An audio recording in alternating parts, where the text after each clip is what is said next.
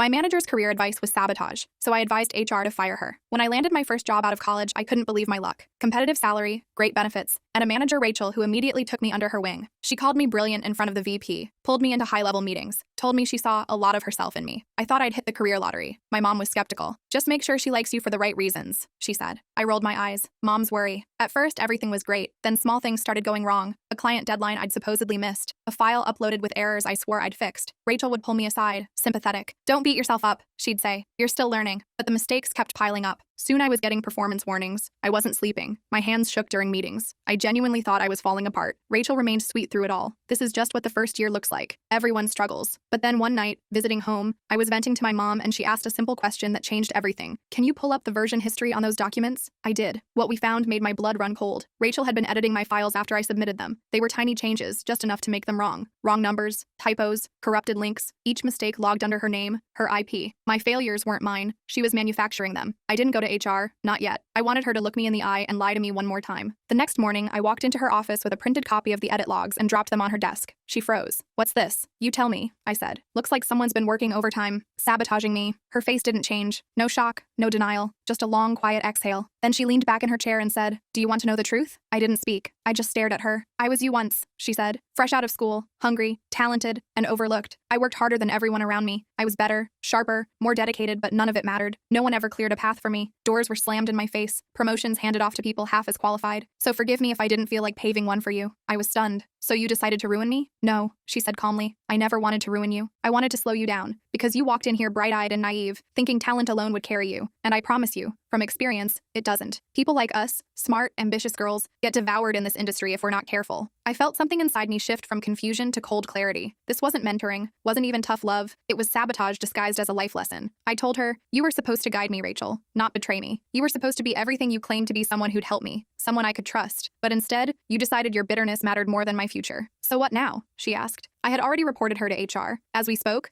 IT was verifying every edit. Every sabotage traced right back to her. She would hear from them within the hour. Within 48 hours, Rachel was terminated. I didn't just receive an apology. Instead, I got promoted to the exact role she'd been blocking me from. The day I moved into her office, it felt surreal. But when I called my mom to tell her, she listened quietly, then said, her voice full of quiet pride, You didn't win because you played dirty. You won because you didn't.